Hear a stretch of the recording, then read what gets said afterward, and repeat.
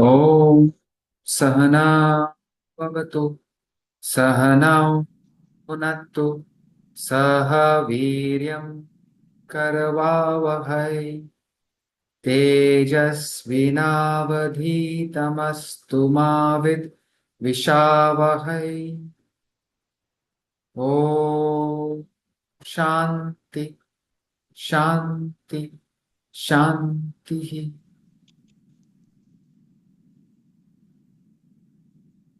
This prayer is to focus well in the class. The next prayer is for the purification of the mind. We pray for the general welfare of the world. Om Sarve Bhavantu Sukhinah Sarve Santu Niramaya Sarve Bhadrani Pashyantu Ma Kaschid Dukkhat Bhag Bhave. May everyone be happy. May everyone be comfortable and peaceful at all levels of the personality, material, physical, emotional, intellectual. At the spiritual level, may we see that which is auspicious and divine. May there be no suffering anywhere. Om Shanti, Shanti.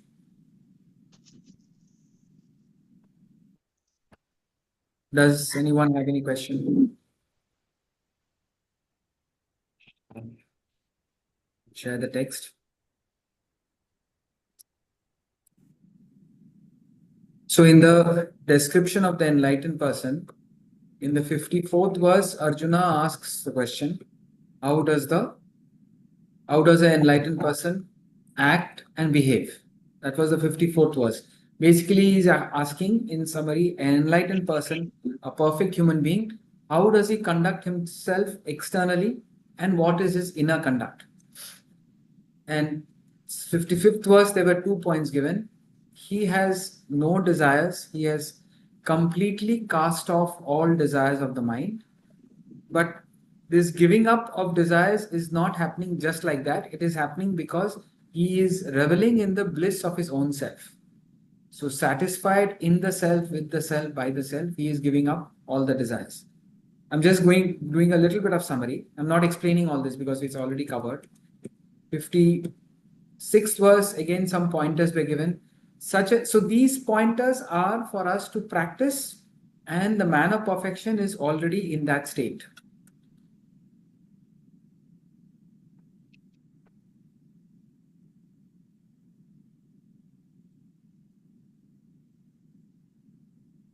One whose mind is not agitated by sorrow or excited by joy. Pleasant and unpleasant, desirable and undesirable happenings will constantly visit us. Sometimes we will get what we desire and there will be joy. Sometimes we will not get what we desire, there will be sorrow. But this man of perfection, he remains balanced. First of all, he has no desire, therefore, he is reveling within himself. External happenings don't agitate him, nor does he get excited. He's not that he doesn't feel. He feels, but he is not affected. He is the ocean of compassion. He is the ocean of love. He is free from desire. There is no fear. There is no anger. 57th verse, he is talking about his dynamic state. He is not a passive person without any feelings. He is everywhere. He is dynamically acting, but when others are wanting something out of their action, we want something out of action. Such a person, he is acting brilliantly, efficiently, but he has no attachment, neither any ego nor any craving for the fruit of action. He meets good and evil with equanimity. Having met good and evil, he neither rejoices nor hates. He understands all this is part and parcel of life. He has a vision of the ultimate truth of whatever is reveling in. That it is Brahman and Brahman alone, nothing else. So, relatively, we must feel but not get affected. And where there is hatred, we have to remove it. Because hatred hurts our mind. Nothing is happening to the other person. Other person will get what he deserves. Then the example of tortoise is given. We have to move around in the world with an extremely alert intellect. Slightest sign of danger, we must withdraw. So one part of the intellect is attuned to the self above. His senses and mind participate in the world, but slightest sign of danger, any temptation comes which can overpower us, immediately we go under the suzerainty of the intellect, how the tortoise withdraws its limbs. So this preparation, that initial preparation, this alertness protects him from onslaughts of worldly temptations. When we are not careful and we take things lightly, we go all out, we fall for temptations, and then we suffer. We do things we regret later on. We get into harmful consequences. So worldly temptations is like playing with a powerful ocean current. You got to be extremely, extremely careful. Careful means apply the intellect. Go into experiences and situations with extreme care. Then you are an unaffected master of any situation environment. The intellect must dictate terms. Intellect must call the shots. The mind by itself should not go, because mind cannot think. Mind cannot foresee the consequences of what he is chasing. 59th verse, it talks about the law of demand and supply. When in a sincere attempt, we want to stay away from those factors which pull us away. So there is a goal that we need to fix in life. We fix a goal in life. It could be a spiritual goal or it could be a worldly goal. Then there will be so many factors that tempt us away from it. So when we make a sincere attempt, just a resolution, and followed by certain actions, that I want to stay away from certain things. When the demand goes, the supply immediately goes away. When the demand is there, as we had discussed in class, if a person has a desire for Scotch whiskey, the bottles will move from Scotland and will come to your drawing room. Why? Because the demand is there. No demand, nothing happens. So when we when we stop demanding and in a sincere attempt to master our desires, we just make a firm resolution and make certain changes in life. The desires stop, the objects stop appearing. The objects itself stop appearing in your environment. But the taste may be there, the relish may be there. But once having tasted the supreme, having tasted the bliss of realization or got close to it, the taste itself goes away. Actually, tasting the supreme is the ultimate bliss of self-realization. So we have to just get motivated, more inspired to seek the truth. The truth is the seat of absolute bliss, everlasting bliss. Knowing that, we got to consciously encourage the mind to pursue it. The intellect understands, okay, there is something called the self. It is the abode of absolute bliss. If I have a taste of that, nothing else matters. This also will be covered in verse 70 again. I think for some reason 60th verse also was covered. Turbulent senses of a wise man, while striving, indeed carry away his mind. He spent a lot of time in explaining that we should not fall into sense denial. We don't have to deny our senses, but we cannot afford to treat senses casually. Senses are very, very powerful. Even a wise man striving on the spiritual path, his senses can carry his mind away. And when the mind goes, the intellect goes. If your mind intellect is at a realm subtler than the mind. If the mind is disturbed, your intellect is not accessible. That's why we end up doing things. We forget who we are, what we are doing. 62nd verse says, Buddhi nashat pranashati. When the mind is agitated, your intellect is not available to think. Mind is like the surface of water. Intellect is the reflection. When the surface of water is disturbed, you can't see your reflection. So when the mind is agitated and disturbed, we can't think clearly. So mind going, the intellect goes, and then we are helpless victim of our desires and the senses. So we got to be careful. We don't have to be afraid of the senses and avoid them, but we got to be very, very careful. 61 and 62. 51 says, highlights the importance of, again, sense control and mind control, having controlled them all. Sit focused on me as supreme. Me is the supreme self. Beyond the body, beyond the mind, beyond the intellect lies the supreme self. These enlightened masters were attuned to the self. We are attuned to the body, mind, intellect, and living as a physical, emotional, intellectual personality. When I say come on to me, I'm referring to my ego. But the enlightened masters, enlightenment is when they have transcended the body, mind, intellect and completely merged with the self. When they say, come on to me, they are referring to the self. So the self in Krishna, self in Muhammad, self in Mahavir, self in Buddha, self in Rama, they are all one and the same. The self in you and me is one and the same. Sarva Samaha, same in one and all. It is the same. It is a homogeneous conscious principle enlivening the heterogeneous variety of material equipments. Material equipments are heterogeneous. Body, mind, intellect is different. The self is one.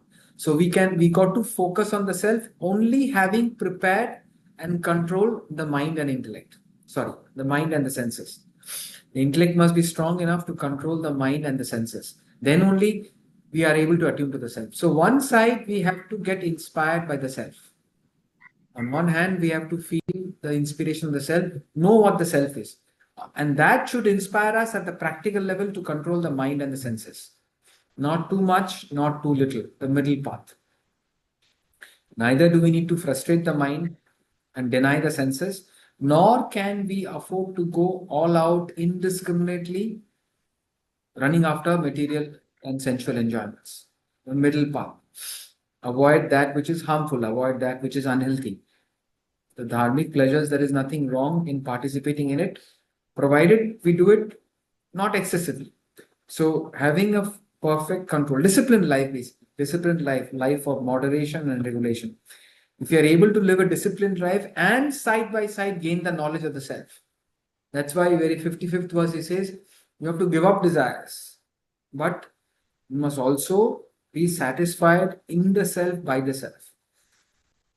You must have that, we must draw satisfaction from that higher pursuit in life. So that was 61. 62 and 63 is the ladder of form. From attachment comes desire. Desire is desire to possess and enjoy. From desire is fulfilled and the desire is not controlled, it leads to greed. When desire is fulfilled, there is a fear of losing. When desire is obstructed, there is anger. When the greed is fed, then we look at people who are more than us and we are jealous. We look at people who are below than us, we have arrogance. And all this uncontrolled arrogance, uncontrolled anger, uncontrolled greed, uncontrolled jealousy, all that makes the mind in a turmoil, delusion. That's when the mind gets agitated and we lose the intellect. There is a loss of memory. We forget where we are, who we are, what we are doing, and the mind completely takes over. Buddhi nasha pranashati. We make a blunder. Then it's a long way back. He perishes means yes, extreme state of agitation, suffering. It's a long way back. So all this is highlighting the importance of the intellect. We got to use the intellect and control desire and greed with contentment, with a higher goal. Control anger, control jealousy with inspiration, with oneness. With people whom we feel one, there is no negative emotions. Negative emotions come when there is otherness. Arrogance has to be tackled with gratitude. So these are the positive values we have. Intellect has to encourage in the mind. Contentment, higher goal, higher desire. Because the higher desire will not go out of control. Lower desires go out of control. Inspiration for the higher, gratitude. So all that will protect the intellect. 64th was self-control. Don't function directly from the level of the likes and dislikes. Doesn't matter what we like or dislike. You don't have to discard your like and dislike. Vedantic philosophy is definitely not saying that keep on doing what you dislike and avoid what you like, marry the person you dislike and avoid people you like. No, it's not that. But likes and dislikes directly cannot dictate our life. And when likes and dislikes become a very, very strong motor, it becomes strong when we keep on acting on it. That's what we say. This person is acting on the mind. I will do whatever I feel like doing. That is not freedom. That is losing our freedom.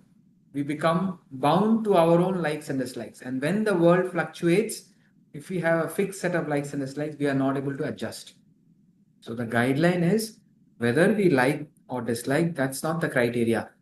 Where is that leading me to? We should do what we ought to do. We should do what is right. We should do that which is taking us towards the goal that we have set for ourselves. Whether we like it or not, we should function on our obligatory duties and responsibilities. So that is the first aspect of self-control. Do what you ought to do, whether you like it or not. Perform your obligatory duties and responsibilities, whether you like it or not. That's why Swadharma helps. Because in Swadharma means you're already passionate about your work. Already you love your work. You have an inclination towards you. Then when the mind distracts you with its silly, stupid, unnecessary likes and dislikes, you easily sacrifice your likes and dislikes to do what you ought to do. And what you ought to do is your passion. So there is a great sense of peace that comes. And in terms of enjoyment, end perception with perception. Live in the present. Enjoy the present moment fully, fully, fully. We don't allow the mind to relive completed experience mentally. You can remember it that happened, but don't mentally relive, and this mental lingering destroys our self-restraint. So choose right experiences, contact with the intellect, and having contact, end perception with perception. This will generate extraordinary peace. You are sorted, you are in control. You feel very good about yourself. They say, no, feel good factor. What is feel good factor? You keep losing your feel good factor when you keep functioning on the level of the mind. See, any child who is all the time pampered, pampered, pampered, it wants more and more and more. A disciplined child is a happy child, not a pampered child. Similarly, same thing is with the mind. The moment you keep on giving the mind whatever it wants, it wants more and more and more. The mind is compared to fire. How much ever fuel you put in the fire will burn everything and be ready for more. Put this building in fire, it will burn, be ready for more. Put the whole city of Bombay in fire, it will be ready for more. Put the whole world in fire, it will be ready for more. All the indulgence, all the fire is like putting ghee into the fire. So, self-control makes the mind calm. And when the mind is calm, automatically your intellect is alert. So I'm just to demonstrate it, he'll say suddenly, he'll do like this in class. Keep quiet. And everybody will be like, suddenly everybody will be quiet. Pin drop silence. And after a few seconds, whatever is said, it becomes much more powerful. So in silence, your intellect is suddenly alert. Everybody keep quiet. Even in an announcement, may I have your attention, please? So everybody suddenly attentive. So when the mind is calm, your intellect is alert. And it's a cycle. It's a happy cycle, or it's a vicious cycle. If the mind is agitated, your intellect is not available. If your intellect is not available, the mind takes over more. There is more agitation, and we are caught up in a cycle of agitation. Whereas if the mind is calm, the mind will calm. When the mind will be calm, when the intellect is alert. And when the intellect is alert, the mind is even more calmer. If the mind is even more calmer, the intellect is super alert. So we have to get into that lifestyle when the mind is calm and we are actively using the intellect. The message of the Bhagavad Gita, the study of the Gita, then in the night introspection. I don't know how many of you have heard about introspection. We need to basically engage ourselves as a human being. The fundamental obligation is to engage ourselves in these two fundamental habits every day. One is early morning study or listening to Vedantic literature, a little bit, half an hour, 40 minutes. These classes are a addition to that. It's an extra inspiration. It can start with that, but sometime you have to graduate to your own morning study, morning reflection, or morning listening. First thing in the morning. So that will make your intellect more clear, alert, develop your intellect. And end the day with this 5-minute practice of introspection. In introspection, what we are recommended is so there are some of the important points. One is it should not take you more than 5 minutes. What you do as the last activity before you go to sleep, not in complete darkness, because make sure mics are on mute, please. See, if you have a difficulty in sleeping, you can try introspection and darkness. If you fall out to sleep, good, no problem. But if sleep is not a problem, Not in complete darkness, not in bright light. Bright light will keep you awake. Complete darkness will make you fall out to sleep. Just like a little lamp, table lamp or something in dim light. You close your eyes and just recollect the experiences of your day in a chronological manner, in a sequence. Don't go up and down. What did I do at 7 p.m. in the evening? No. What did I in the morning? What did I lunch? No, no, no. In a sequence. Okay, I got up late, or I got up early. Then I remembered Vedanta teacher saying, study in the morning. I studied. I made coffee. I went for a walk. I went to the gym. I had breakfast. I lost my temper. I forgot this. I was lazy. I was scrolling on the phone. In a sequence, you go through your day. I went to the office. I had a good deal. I had a bad deal. I had lunch. Just remember your activities in a sequential manner, in a chronological manner, without criticizing yourself or analyzing the activities. Just observing. The criticizing and analyzing should be a separate activity. You can do it in the morning or whenever, but not in the time of introspection. Then the whole purpose is defeated. The purpose of introspection is to make your existing intellect alert so that we don't say, why did I do that? And regret. The best intellect is available before the action. Before you start anything, you are alert. Should I do it or not? And you are functioning with your intellect. When the intellect is weak, the intellect suddenly kicks in during the activity. Why am I doing it? This is what I was. Am I supposed to be doing this? Oh, thank God, I'm doing the right thing. So intellect, you start doing something, and then the intellect kicks in and says, am I doing the right thing? If the intellect is very weak, the intellect, that's when we regret. Why did I do it? I should not have done it. I know if I go with that person, I will do something bad. Why did I meet him? Why did I agree to meet him? Something like that, whatever. Before uh, before the activity, the intellect analyzes and then sanctions the mind's desire. So sometimes we regret after the action. Worst is where you are not aware at all, is you are making mistakes and you are not aware. That you have to come to the class only.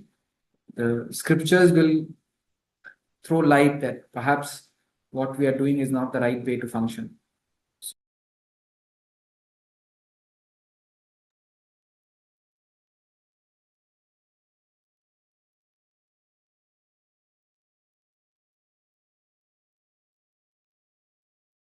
What happened?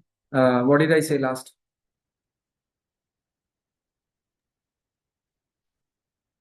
I don't know the connection. Can you hear me? All of you can hear me? Yes. That the intellect kicks in afterwards. Yeah.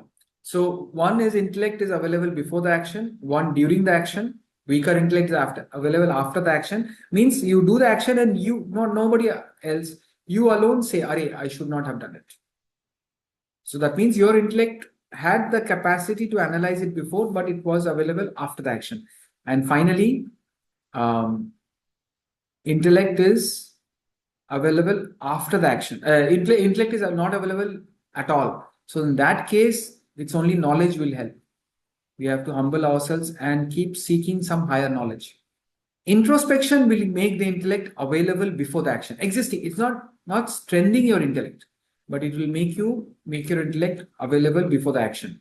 So just close your eyes and remember your activities. Be aware of your activities in a sequential manner. Should not take more than 5 minutes. And if that activity helps you to sleep, well and good. But the purpose is to become more and more aware of the intellect. So this is our fundamental obligation, to develop the intellect and use the intellect all the time. So then you feel you're sorted. You're not mechanically functioning.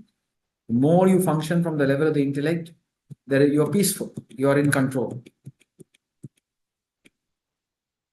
65th verse says, in peace, all his sorrows are destroyed. Peace and destruction of sorrow are same.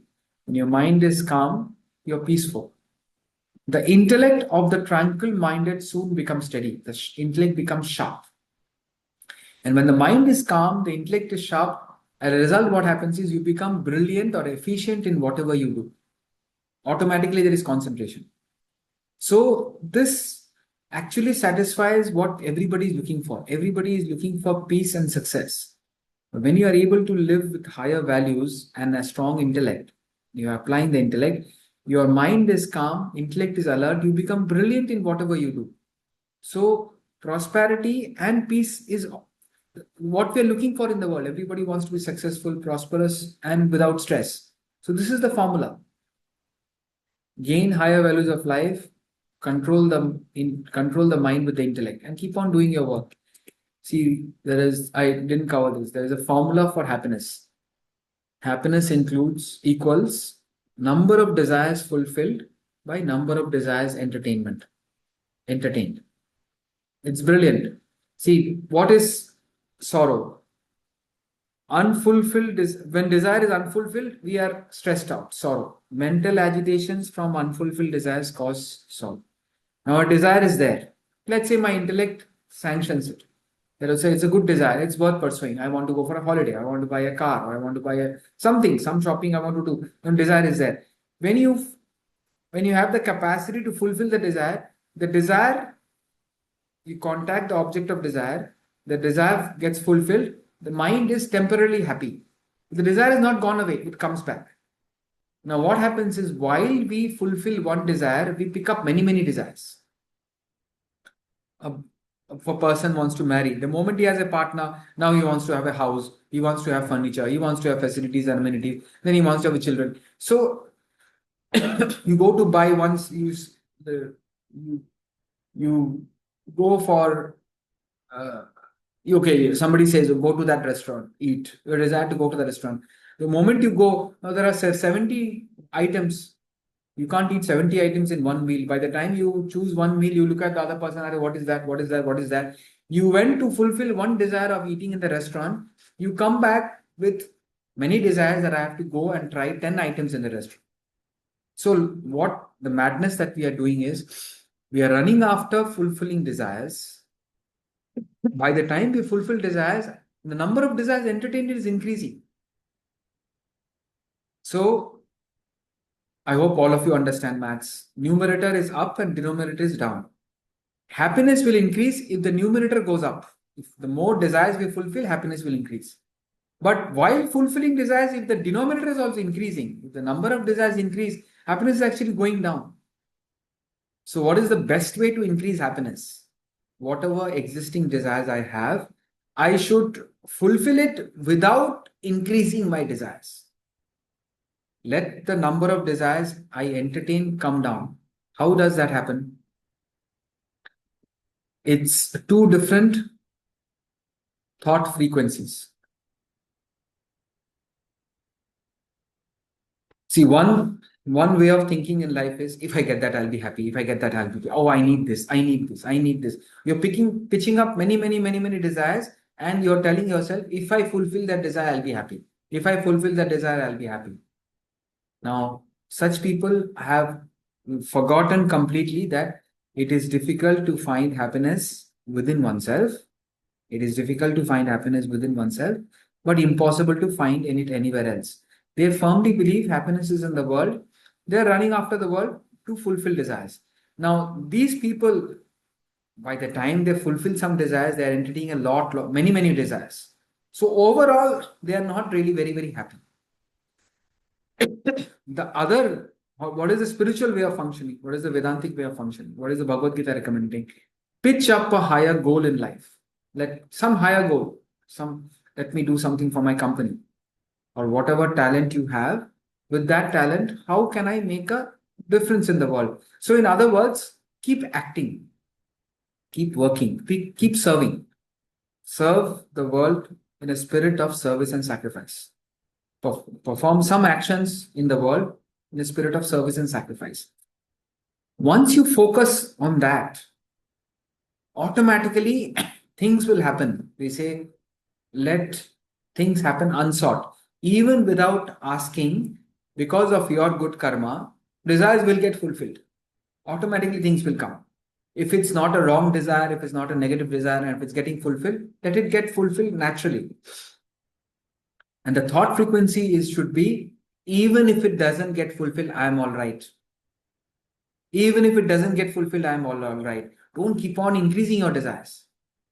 How to do that? Remember, that's where Atma Vidya comes in. Brahma Vidya comes in. So now you have to make that paradigm shift. There is the Supreme Self, the Atman in me. The nature of that Atman is all full, it's complete, blissful.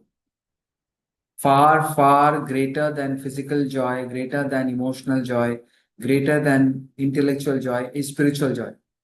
Spiritual joy is that something which is completely in your control and it leads to infinite, eternal, absolute bliss. So, through study and reflection, even theoretically, even mechanically, I am all full. I can do without it. I am all full. See, if I say don't act and think, then it's very, very difficult. Because if you don't act, nothing will happen. And you don't know the bliss of the self. So it could be very, very frustrating. I am only saying keep on working for a good cause. Find happiness, joy in the work itself. Work well accomplished is joy in life. Find supreme fulfillment in doing what you ought to do. It's a brilliant formula. This is true happiness. I go and have an ice cream if there is happiness, but it's not true happiness. It's a false image of happiness. My desire for ice cream will increase unless I am controlling my and say, okay, I'm content. Otherwise, I want more. What will mine will want more? Nice, I want more. My desires are increasing. More desires, more unfulfillment, and a pressure to contact. So that's one lifestyle. The other lifestyle is okay. I keep my indulgences, my sense contacts aside, disciplined manner. I don't deny myself, but I am not looking uh, to enjoy because somewhere this scriptures, this guru comes and keeps telling me that true happiness is within, not outside. So I take a step. I'm passive towards worldly enjoyments. I am actively trying to feel the bliss of the self within. Okay, there is something which is enlivening me to see. There is something which makes me conscious. There is something which makes my hands to move. There is something which is there. The nature of that self or Atman is all full. Sat Chit Anand. It's ever blissful. It's all full. So I am already very, very content and fulfilled within. Could be imaginary thought, but I doesn't matter what happens outside. And then out of that fulfillment, keep on performing your higher duty.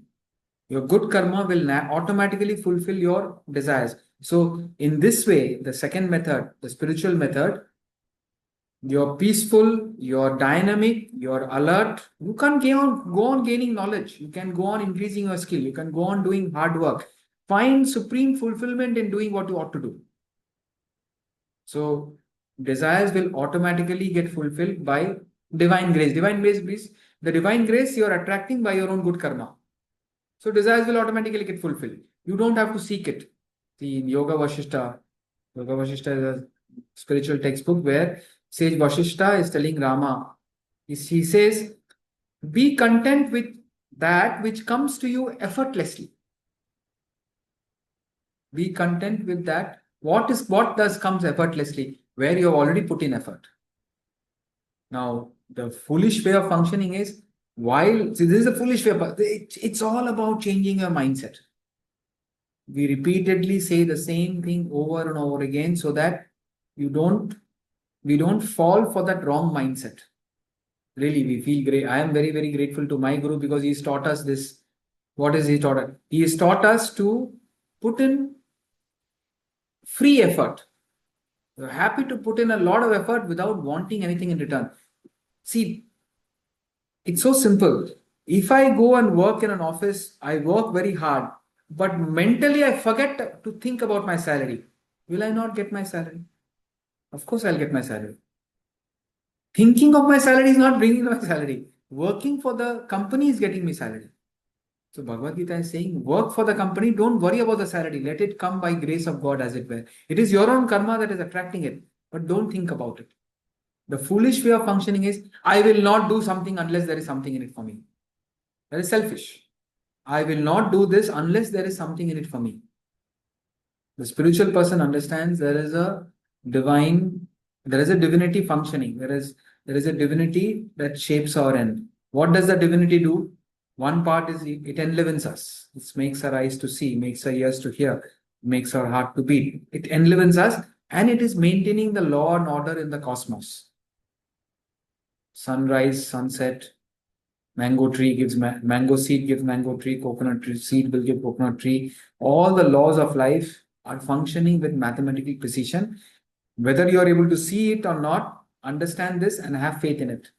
And then do you do good karma. Let your karma earn you whatever you need. So put in the effort without spoiling it by saying, I want something out of it. Anyway, it will come. By wanting something out of it, you make your desire increase because you're thinking about it. Don't think about your desires as much as possible. And say, I am all right. See, it's almost impossible that we will not have some basic desires. So you see, I'm not a model to follow, but I'm just saying, I'm just giving example. Now, see, having lived, see, you have to respect your lifestyle. Somebody was saying that, suppose you are a teacher. I'm not talking Vedanta teacher. Suppose you're an engineering teacher and you're a brilliant, your Swadharma is teaching. Now, when you're a teacher, you will get certain salary. You have to live your life based on that salary. You may be producing students who are going to IIT and IIM and they may be earning much, much more. You taught them, but they will be earning much, much more. Now, as a teacher, if you are craving for their lifestyle, you'll be frustrated. It's very, very important to understand what is your swadharma, what is your what you call place in life, and accept that lifestyle happily. See, we study the poem Mountain and the Squirrel. I'm deviating, but I'll come back. I hope I come back. I don't know how many of you did my Mountain and the Squirrel. I'm sure some of you have not done it. I see immediately it opened there only. See, I'm not reading all the lines. Mountain and the squirrel had a big quarrel. Mountain is huge, squirrel is tiny fellow. They had a big quarrel. And the mountain told the little squirrel, you're a little fellow, you're a tiny fellow. But the squirrel said, see, I don't think it's a disgrace to occupy my place. If I am not so large as you are not so small as I, and not half so spry. I will not deny you make a very pretty squirrel track. Mountain makes squirrel tracks. Talents differ. All is well and wisely put. If I cannot carry forests on my back, neither can you crack a nut. Ralph Waldo Emerson. Some people carry forest on their back. That's a mountain. Some people cannot. Some people crack nuts. So world is full of assorted talents. Why I came to this is nobody. What is the right understanding? Sometimes we feel we are all important. Everything is happening because of me. And sometimes we go to the other extreme. Oh, I'm nothing. I'm good for nothing. I can't do anything. I'm a burden on others. No, both are completely wrong. Neither should you have a superiority complex and you feel I am important, I am superior. Neither should you feel unimportant and inferior. All of us have an equal place in life. See, this is the Bhagavad Gita class, so I can say our source is Brahman, and we ultimately go back to Brahman. In between, we are all in different stages of the journey. Some people are ahead, some people are behind, but we are all Sarva Samaha, same and equal. That kind of vision will help us on this path. Nobody is important, nobody is unimportant. Nobody is superior nor not inferior in a perfectly designed universe. Accept yourself as you are, understand the role that you have to play your role to the best of your ability, dissolve your ego, rise from complexes, both superiority and inferiority. Just play your role in life to the best of your ability. That will lead you to perfection. So, what I'm trying to say is each one has a role in life. As a Vedanta teacher, I must do certain activities, expect a certain lifestyle. As a whatever, now wherever you are, if one person is a cobbler, no, he can't be thinking that I'll buy a Ferrari. He can, I don't know whether he starts a big shoe company, but he has to. I mean, it all depends on your talent, your temperament, your position in life. If you are able to accept, see, keep growing. Nobody's saying stop growing.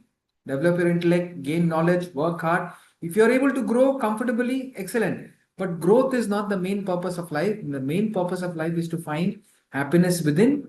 While you find happiness within, you grow. Don't compromise this spiritual journey. It's not the world's richest person is the most happiest person. He may be the most frustrated person in the world. Put in all the effort, but no attempt to find real peace within. Whereas a simple person who has learned spirituality, he is far evolved. And he will be dynamic also. So you get that. So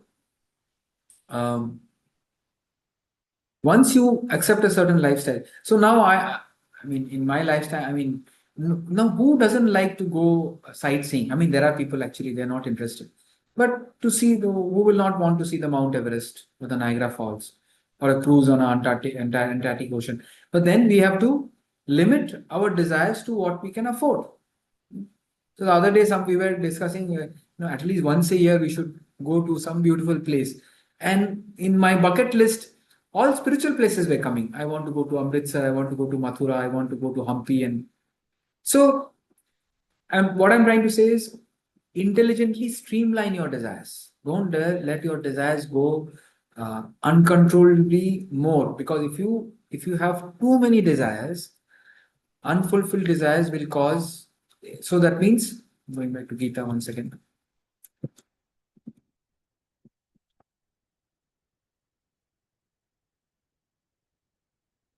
If you have too many unfulfilled desires, you'll become sorrowful. So avoid that. And by doing good karma and finding happiness in your good karma, you are fulfilled from within. You know the nature of the self, you are happy.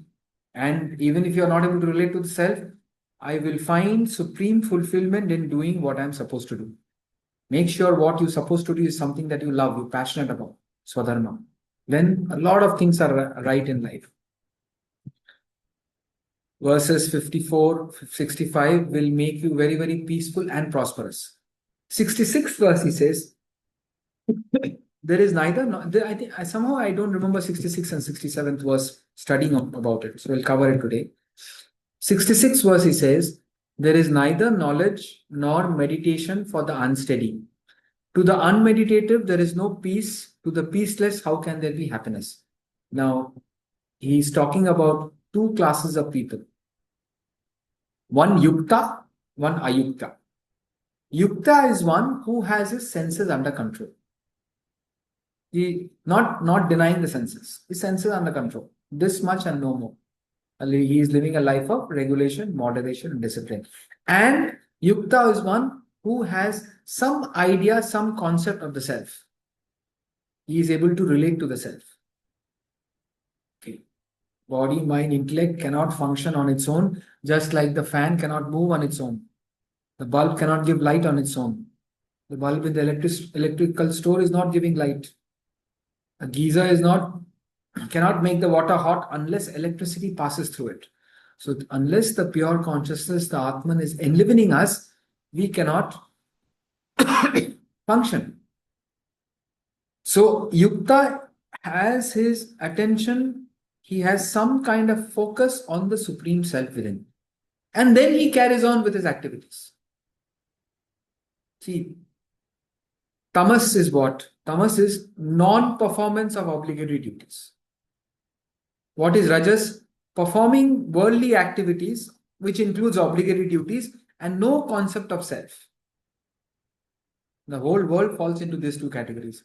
Either we are not doing what we are supposed to do, or we are doing things in a worldly manner. Sattvic person is one. He is doing his obligatory duties properly. He is enjoying the world in a moderation, in a regulated manner, in a dharmic way, but he is focused on the self. I must become a better human being. I must develop myself. I must attune myself to the Supreme Self within. Bring self into your life. Bring the concept of Atman into your life. So that is the development or unfolding of the subtle intellect. Body is there, mind is there, mind feels. Then we have the intellect. Gross intellect deals with the world.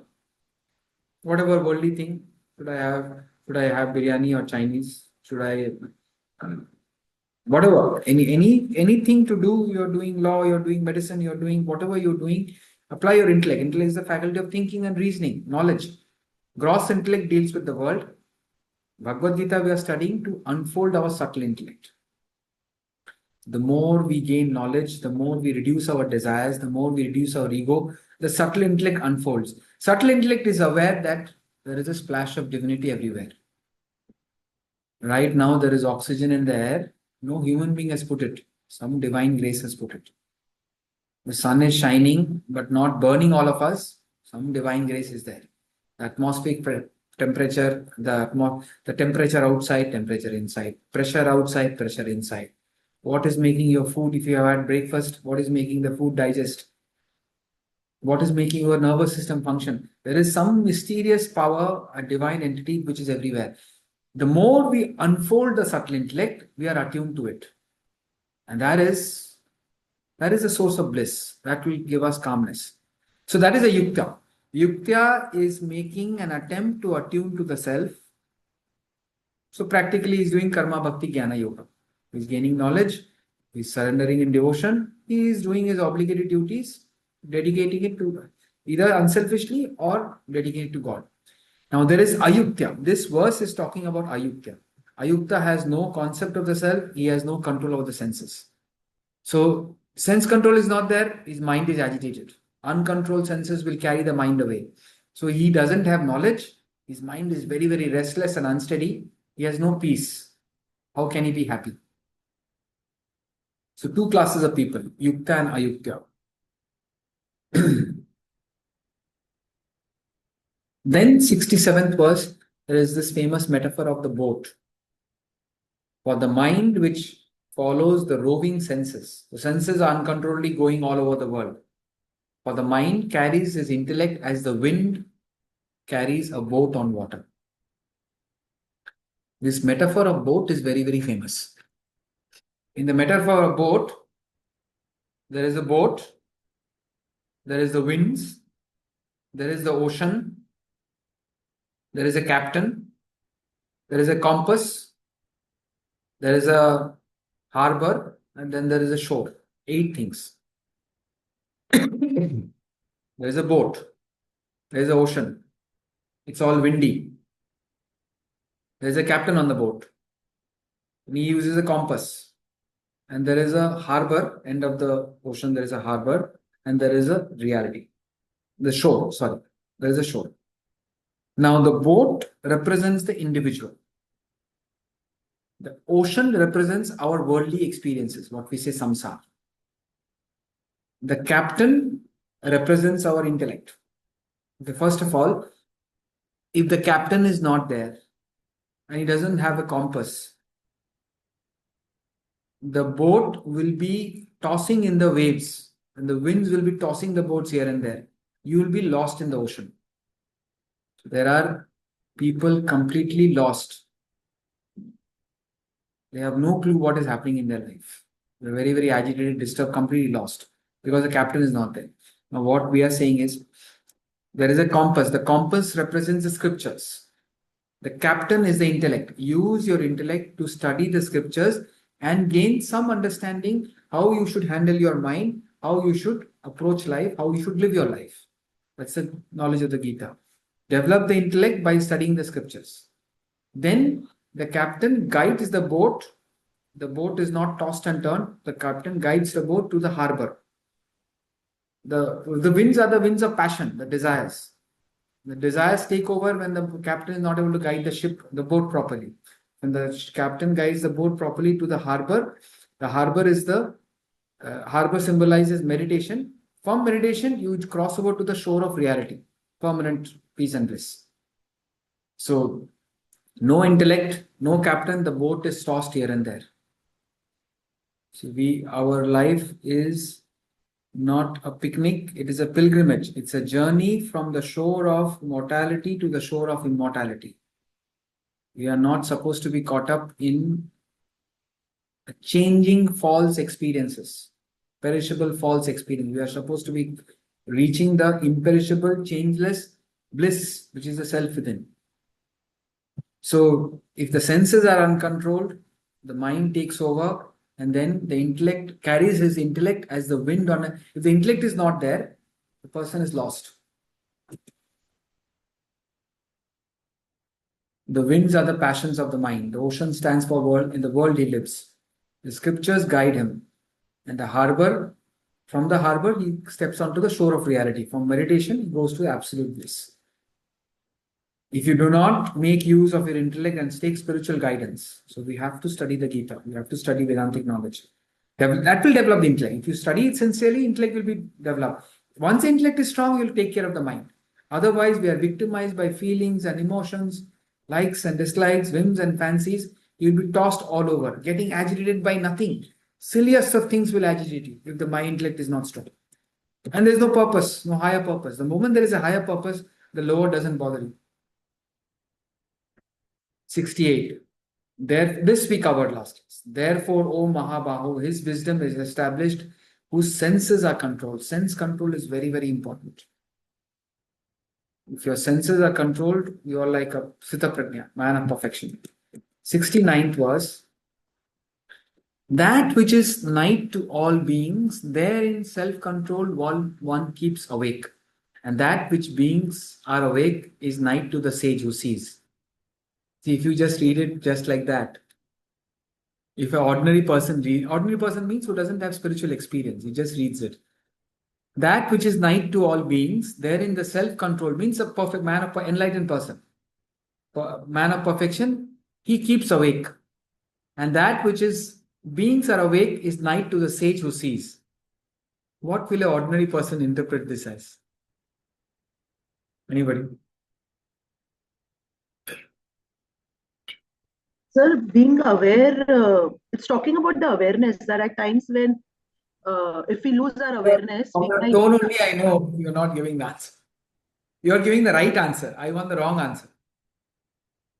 The verse is saying, a sage, what is night to the sage is day to us. And what's day to us is night to the sage. What will an ordinary person will say? He's the enlightened person, a night watchman. He is awake in the night. Night watchman is awake in the night, sleeps in the day. So does it mean, sir, ki he is into his spiritual practices at night? Does that, I mean, His perception of the world is completely different from what we are perceiving. So therefore, as a guru is very, very important. You just can't take up the Bhagavad Gita. See, I am able to, I am giving the correct explanation because I've heard this from my guru and he writes it. So firstly, see, if you go to suddenly, see, everything was making a lot of sense. Suddenly, this is a jerk. What is this night and day, day and night? It's a little bit out of context. So what such seemingly inconsistent statements appear in other parts of the Gita also. Here and there, Krishna is confusing because he wants Arjuna to think. He wants Arjuna to increase his attention. They help to heighten the listener's attention. See, he's having a conversation. Arjuna must be getting distracted. Suddenly he says something confusing. Arjuna, what are you saying? What are you saying? His perception is totally different. So I'm reading out. The experience of what ordinary person sees and what an enlightened person sees is totally different. A self-realized sage is aware, ever awakened to supreme consciousness, lives a life of infinite knowledge and bliss. I don't know what to explain. You have to feel inspired. If this doesn't inspire you, I don't know what to do. The enlightened person is reveling in supreme consciousness. He is all-knowing and ever blissful. Whereas the beings of the world know nothing about this life. Instead, they are attached and caught up in the world. They are caught up in the web of perceptions and actions of the body, feelings and emotions of the mind, thoughts and ideas of the intellect. This is our life. We are seeing something, hearing something, smelling something, tasting something, feeling something, or thinking something. You take away all this, there is no world. Many times I've said, no, stop seeing, stop hearing, stop smelling, stop tasting, stop touching. Physical world disappears. You will be only left with your inner world of thoughts and feelings. Switch off that, it's deep sleep. We are caught up in the web of perceptions, emotions, and thought. Enlightened person is reveling in supreme consciousness.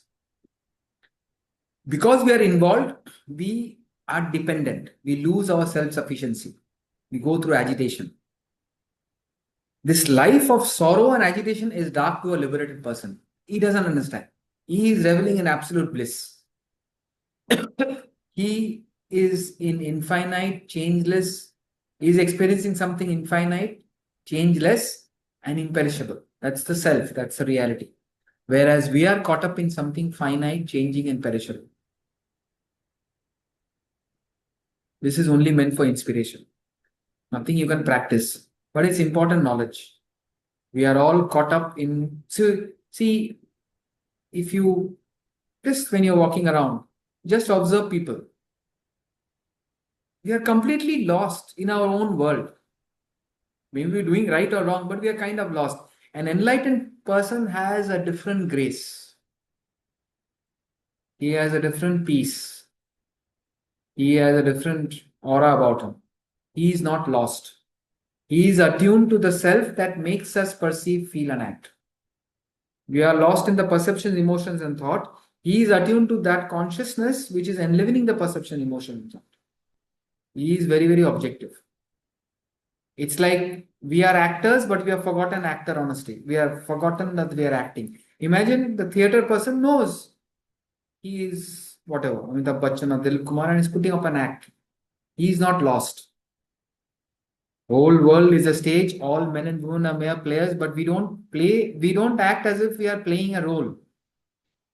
The ultimate truth is, you're not Stephen, you're playing the role of Stephen. You're not Jyoti, you're playing the role of Jyoti. You're not Ganesh, you're playing the role of Ganesh. You play your role. I can't play your role, you can't play my role. You got to play the role. But don't believe you are Ganesh, you are Stephen, you are Jyoti, you are somebody else. You are the self, now playing this role. If you're able to maintain that stance, that you're not lost. Getting not lost means you're seeking that pure consciousness. You're trying to find out your true identity.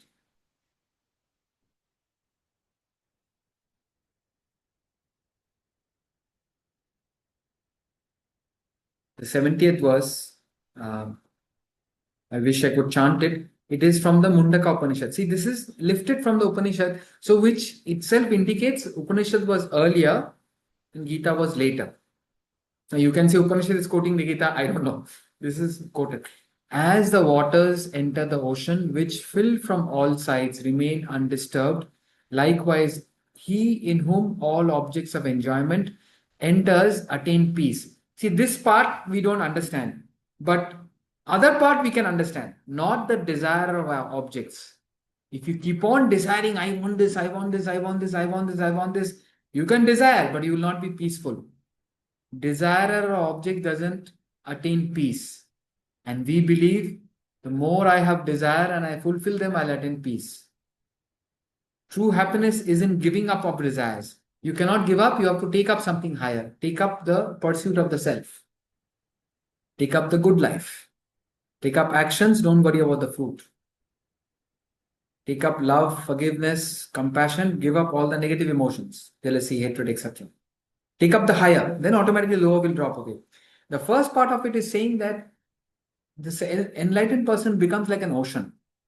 Now, what is happening to an ocean? So much of sunlight is evaporating water. Every day, so much of water is getting evaporated from the ocean. So many rivers, the Brahmaputra, the Nile, the Amazon, the Ganga, so many mighty rivers of the world. Each river has a different individuality. Some are slow river, fast river, mineral content is different, green river, blue river, black river, white river, I don't know, freshwater river. Rivers are all different, but once they merge with the ocean, they lose their individuality, they gain their totality. All the rivers coming in or the water vapors rising doesn't make any difference to the ocean. Now we are all like little rivers trying to seek infinite happiness in the world. This pursuit will not end until we find infinite happiness within oneself. If you're running after fame, you will be happy only with infinite fame. If you're running after money, you want to be happy with infinite money. The world's first billionaire, he was asked how much money is enough. He said a little bit more. A little bit more. How much beauty is enough? A little bit more. Enough is never enough. In the world. You can, see, I can be happy in the world and not be spiritual if I say, no, I'm happy with only this much. Temporarily, I'll be happy, not agitated. But that's not absolute fulfillment. The self-realized person is absolutely fulfilled. So it should just inspire us. And see, inspiration is that there is a self in me and I want to attune to it and feel the bliss of the self. That's the inspiration. Practically, what you have to do, control the senses, get rid of the negative emotions, and do a lot of good karma in your swadharmic field. If you want to taste happiness in the world, right, very, very good quality happiness in the world, find your swadharma and lose yourself in unselfish work in that field. Automatically, you'll be very, very happy. Because, and if you have the knowledge, you know you're doing good karma, automatically things will happen. Automatic things will happen means, if you're not asking, you're actually telling that divine totality, divinity, totality, whatever. You're telling the nature to dictate your life. It will unfold beautifully. Okay. Any questions, anyone? Can I ask which translation of the Gita do you have? Because I have one, but it's Yeah, I would recommend you buy the translation of my teacher, Partha Sarathi, Vedanta Life Institute. In fact, at the moment, as a Bhagavad Gita is available, so you can. A Parthasathi is my teacher. A Parthasathi, then you will have the right. I mean, I don't want to comment about other Gitas, but here the explanation is very, very logical, very scientific, very, very simple as well. Okay, thanks.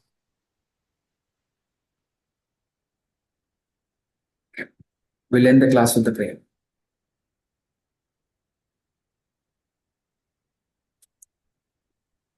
Om Purnamada Purnamidam Purnat Purnamudachyate Purnasya Purnamadaya Purnamevavashishyate.